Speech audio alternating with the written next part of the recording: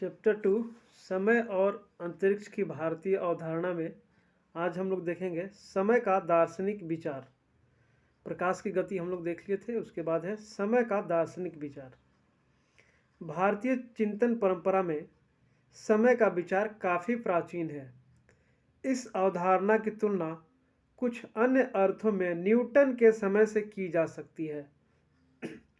काल की विशालतम अवधारणा का उल्लेख हिंदू महाकाव्यों में किया गया है। भगवान श्री कृष्ण भगवत गीता में अर्जुन से कहते हैं, ब्रह्मलोक यानी ब्रह्मांड से सभी लोग अवधिक हैं। हे अर्जुन, जो दिन और रात को जानते हैं वे जानते हैं कि ब्रह्मा का एक दिन 1000 युग लंबा और रात 1000 युग लंबा होता है। मतलब ब्रह्मा का एक दिन जो होता है 1000 दिन, मतलब उनका जो दिन होता है 1000 युग के बराबर और रात 1000 युग के बराबर, मतलब 2000 युग के बराबर उनका एक दिन होता है, जिसको कि हम लोग के हिसाब से जो 24 घंटा हुआ वो उनका 2000 युग के बराबर होता है। युग वगैरह हम आप लोगों को बीच में क्लास में समझा देंगे अच्छे से।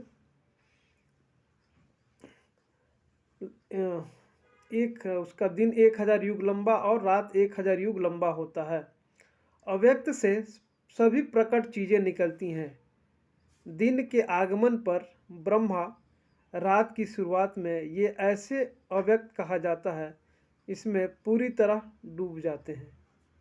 पार्थ सृजित चीज़ों की एक भीड़ बार बार अस्तित्व में आती है और दिन की शुरुआत में रात के बसंत की शुरुआत में असहाय रूप में नष्ट हो गई है। भारतीय विरासत में समय की अवधारणा साकार और निरंकार दोनों तरह की विद्यमान है। अब आइए देखते हैं खगोल शास्त्र के प्रमुख विद्वान। खगोल शास्त्र के प्रमुख विद्वान पहला है आर्यभट्ट प्रथम। आर्यभट्ट प्रथम 476 ईस्वी से 550 ईस्वी। आर्यभट्ट प्रथम 476 से 550 ईस्वी। आर्यभट्टीय और आर्यभट्ट सिद्धांत के लेखक थे। आर्यभट्टीय और आर्यभट्ट सिद्धांत के लेखक थे। मतलब आर्यभट्टीय और आर्यभट्ट सिद्धांत ये किताब है जो कि आर्यभट्ट ने लिखी थी। इसकी सामग्री कुछ हद तक वराह मिहिर जो कि 505 से 587 ईस्वी, इनकी सामग्री कुछ हद तक वराह मिहिर 505 से 587 ईस्वी, भास्कर प्रथम लगभग 629 ईसा पूर्व, भास्कर प्रथम लगभग 629 ईसा पूर्व, ब्रह्मगुप्त 598 से 665 ईस्वी, ब्रह्मगुप्त 598 से 665 ईस्वी और अन्य के कार्यों में संरक्षित है। एक बार फिर से पढ़ देते हैं। आर्यभट्टीय और आर्यभट्ट सिद्धांत के लेखक थे। इनकी सामग्री कुछ हद तक वराह मिहिर 505 से 587 ईस्वी, भास्कर प्रथम लगभग 629 ईस्वी पूर्व, ब्रह्मगुप्त 598 से 665 ईस्वी और अन्य के कार्यों में संरक्षित है। मतलब आर्यभट्ट का जो ये लोग का जो नाम लिया गया, वराह मिहिर, भास्कर प्रथम और ब्रह्मगुप्त, इन लोग का कार्य में संरक्षित किया गया है आर्यभट्ट के लेखों को। यह प्रत्येक दिन की शुरुआत आधी रात को मानने वाले सबसे शुरुआती खगोलीय कार्यों में से एक हैं। मतलब आर्यभट्ट ने ही सिद्धांत दिया था कि 12 बजे के बाद दिन का शुरुआत होता है। हम लोग एक डेट जैसे होते हैं ना कि 12 बजे तक आज का तारीख, फिर 12 बजे के बाद रात के बाद दूसरा तारीख हो जाता। तो सबसे पहले सिद्धांत को दिए थे आर्यभट्ट प्रथम। दिन की सबसे शुरुआती खगोलीय कार्यों में से एक है।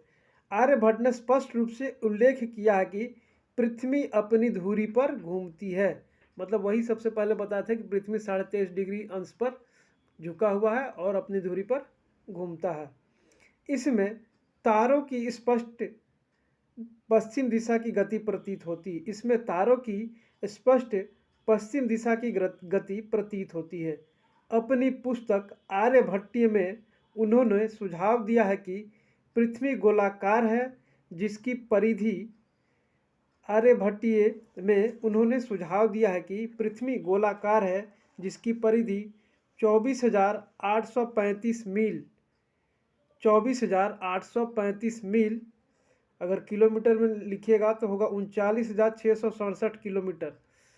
अगर आप 24,835 को 1.6 से गुणा कीजिएगा तो 700 समथिंग आएगा। थोड़ा मोड़ा अंतर आ रहा है जो कैलकुलेशन में लेके, तो आपको वही आएगा।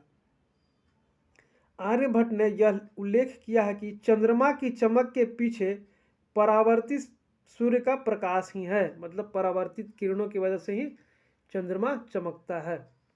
प्रकाश का परावर्तन के कारण ही चंद्रमा का चमक आता है। आर्यभट्ट के अनुयायी विशेष रूप से दक्षिण भारत में मजबूत थे, जहां पृथ्वी के दैनिक घर्षण की अब उनके सिद्धांतों का पालन किया जाता था और कई माध्यमिक कार्य उन पर आधारित थे। अब है ब्रह्मगुप्त।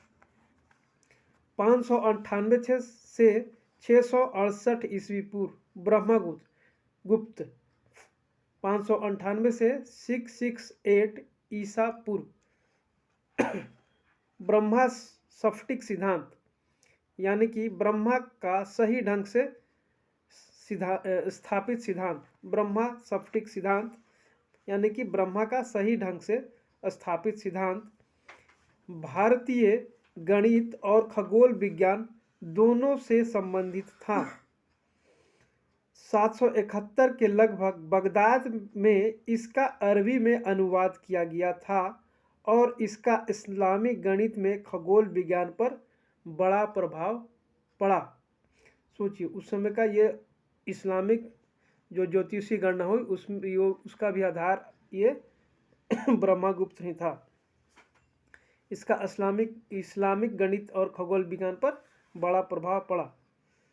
खंड खाद्य में ब्रह्मगुप्त ने किसी ग्रह की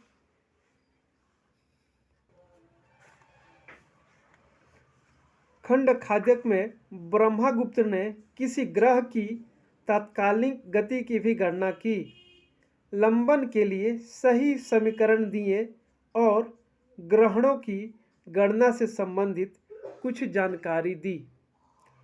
उनके कार्यों ने गणित आधारित खगोल विज्ञान की भारतीय अवधारणा को अरब दुनिया में प्रस्तुत किया।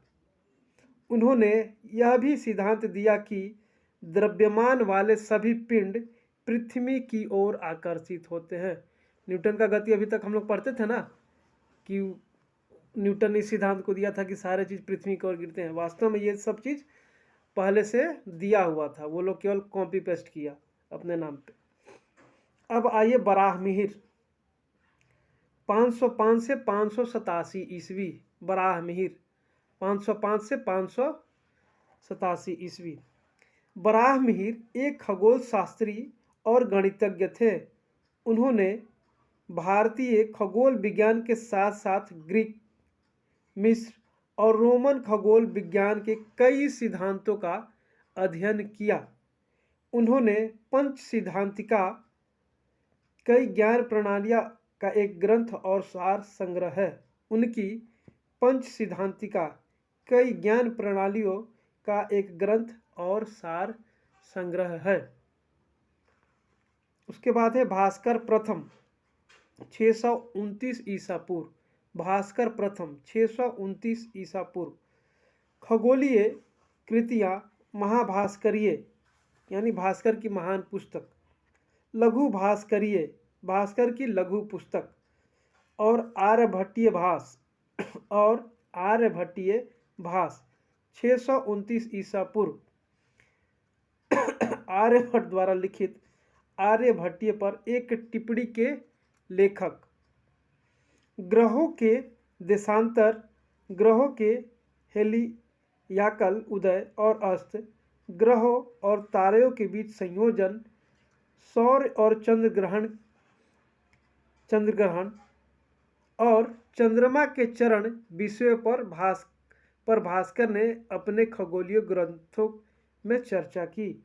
मतलब भास्कर ने सबसे पहले बताया कि ग्रह का जो देशांतर होता है, हम लोग भी पढ़े हैं, पृथ्वी का अक्षांश देशांतर जो रेखा है वो, ग्रहों का हेलियाकल उदय, मतलब अपने समय से कैसे ग्रह उदय होते हैं, निकलते हैं, ग्रहों और तारों के बीच का जो संयोजन है वो, और सूर्य और चंद्र का ग्रहण, और चंद्रमा के चरण के विषयों पर, मतलब चंद्रमा का जैसे हम लोग बोलते हैं 14 चरण 15 चरण, थोड़ा निकला फिर अंजोरिया अंधेरिया, तो एक तरह से वो दूसरे तरह का चरण है जिसको हम लोग लोकल भाषा में बोलते हैं कि अंजोरिया अंधेरिया, तो उसके आधार वही चीज़ है उस पर उन्होंने विशेष रूप से चर्चा की है।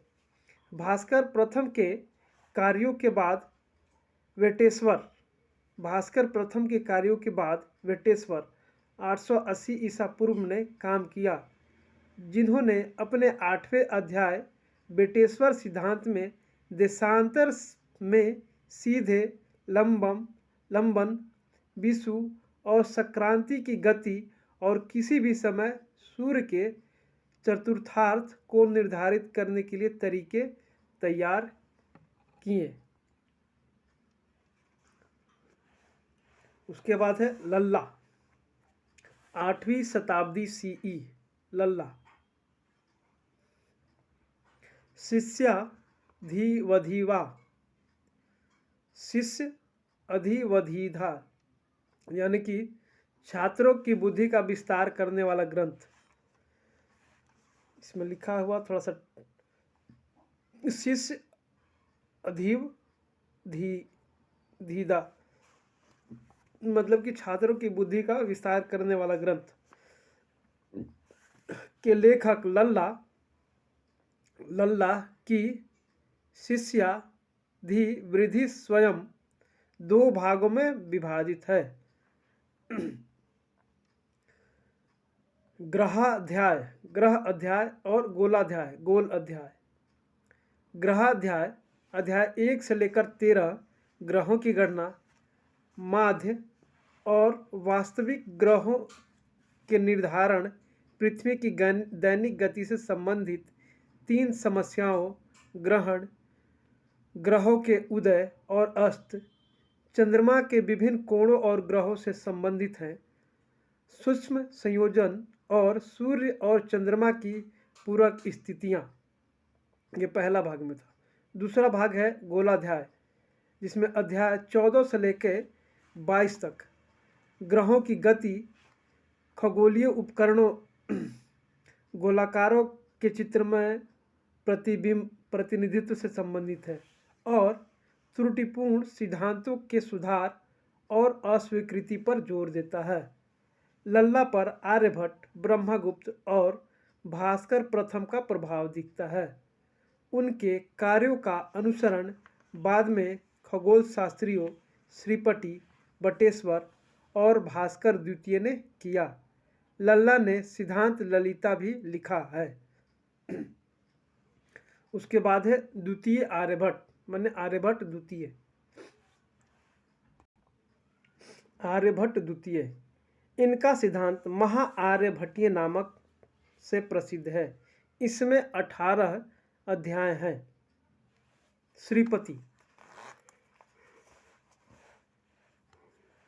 श्रीपति यह एक खगोल शास्त्री तथा गणितज्ञ थे। इन्होंने ब्रह्मगुप्त की शिक्षाओं और सिद्धांतों का अनुसरण किया और 20 अध्यायों वाली रचना सिद्धांत शेखर लिखी। इस पुस्तक के द्वारा चंद्रमा की असमानताओं जैसे नई अवधारणा की जानकारी प्राप्त हुई। उसके बाद है भास्कराचार्य। भास्कराचार्य का जन्म 1114 ईस्वी में हुआ था। उन्होंने 1150 ईस्वी में महान ग्रंथ सिद्धांत शिरोमणि की रचना की और उसे 4 भागों में बांटा। पहला है पाटीगणित या लीलावती, दूसरा बीजगणित, तीसरा है गोलाध्याय, चौथा है ग्रह गणित। भास्कराचार्य ने अपने अंतिम समय में कर्ण कौतूहल नामक पुस्तक लिखी।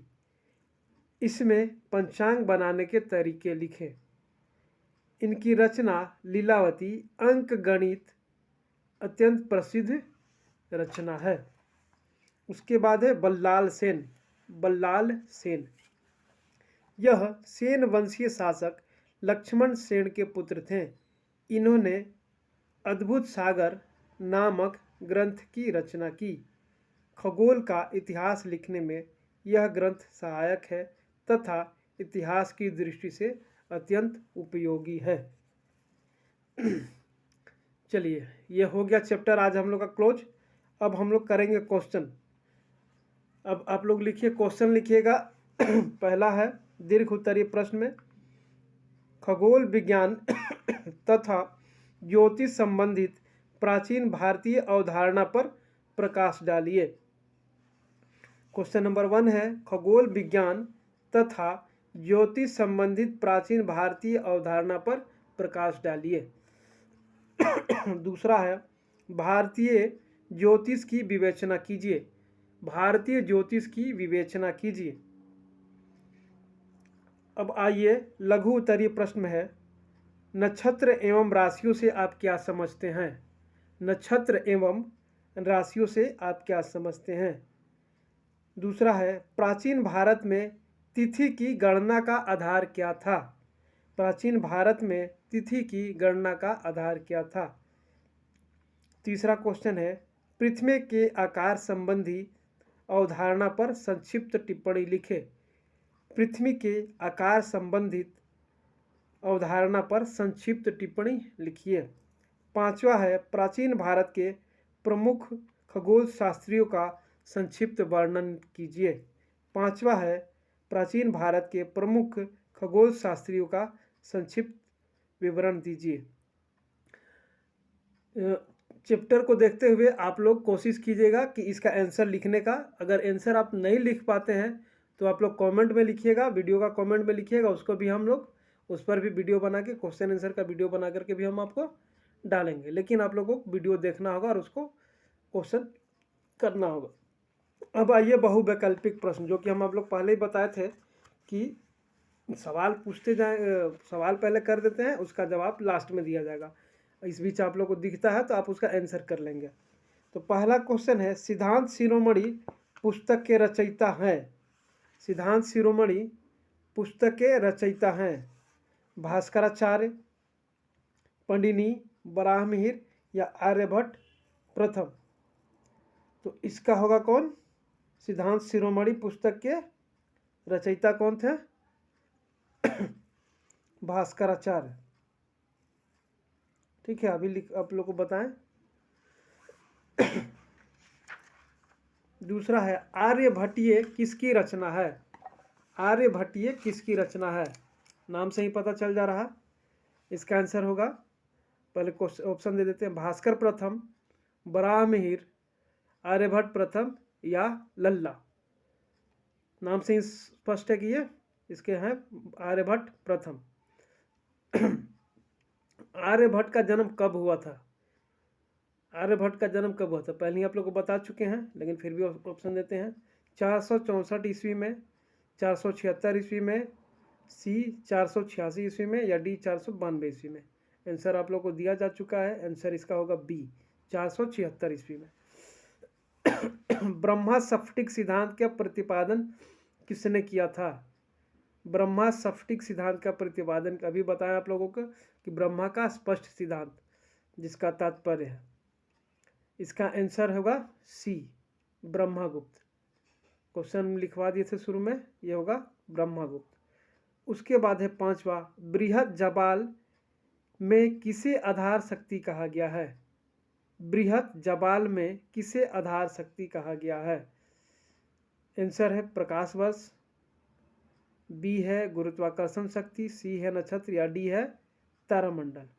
तो बृहद जबाल में किसे आधार शक्ति कहा गया। आधार का मतलब निचला हिस्सा, शक्ति पावर, मतलब कि इसका आंसर होगा बी गुरुत्वाकर्षण शक्ति। ठीक है। अब है रिक्त स्थानों की पूर्ति कीजिए। रिक्त स्थानों की पूर्ति कीजिए। भास्कराचार्य का जन्म हुआ ईस्वी में हुआ था। खाली स्थान 1114 ईस्वी। भास्कराचार्य का जन्म हुआ 1114 ईस्वी में। अद्भुत सागर की रचना ने की थी। अद्भुत सागर की रचना खाली स्थान ने की थी। आंसर है बल्लाल सेन ने की थी। तीसरा, महाआर्यभट्टीय सिद्धांत में खाली स्थान अध्याय है। महाआर्यभट्टीय सिद्धांत में खाली स्थान अध्याय है 18 अध्याय, ये आप लोग को बताएं अभी जस्ट हमें। चौथा है, पंच सिद्धांतिका की रचना खाली स्थान ने की थी। पंच सिद्धांतिका की रचना खाली स्थान ने की थी बराहमिहिर। पंच सिद्धांतिका की रचना बराहमिहिर ने की थी। अब है पांचवा, सिद्धांत तिलिका खाली स्थान ने लिखी थी। सिद्धांत तिलिका लल्ला ने लिखी थी। ठीक है। अब सत्य एवं असत्य कथनों की पहचान कीजिए। बल्लाल सेन सेन वंशीय शासन लक्ष्मण सेन के पुत्र थे। सत्य अथवा असत्य? आंसर होगा सत्य। बृहत संहिता के 14वें अध्याय में